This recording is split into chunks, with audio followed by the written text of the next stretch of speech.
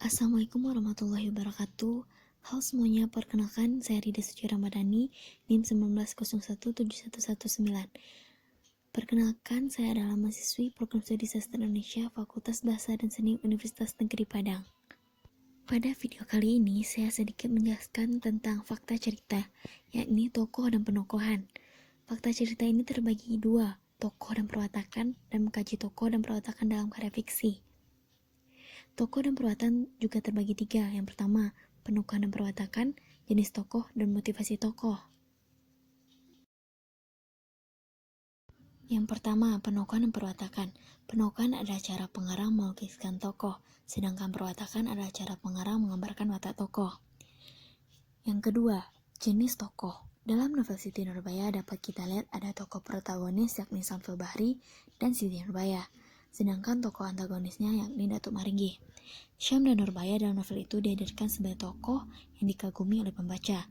Berbalikan dengan dua tokoh sebelumnya, Datuk Maringgi dihadirkan sebagai tokoh yang berkonflik dengan tokoh protagonis. Yang ketiga, motivasi tokoh. Dalam cerita, tokoh pasti melakukan tindakan tertentu. Tindakan yang dilakukannya pasti didasari oleh alasan tertentu yang sesuai dengan tindakan tersebut. Alasan tokoh melakukan tindakan itu disebut dengan motivasi.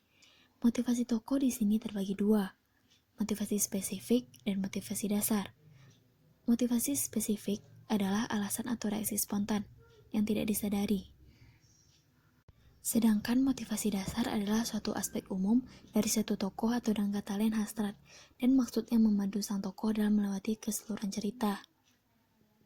Dalam novel Siti Nurbaya itu, motivasi dasar Datuk Maringgi yang pertama, menyuruh centenya untuk membakar pabrik milik Baginda Sulaiman dan menagih hutang kepada Baginda Sulaiman.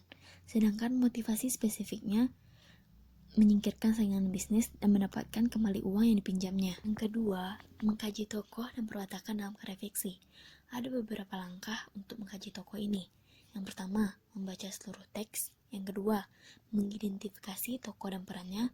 Yang ketiga, menentukan hubungan antar tokoh dalam cerita. Dan yang keempat, interpretasi. Baiklah, hanya sekian yang dapat saya jelaskan kepada teman-teman semua.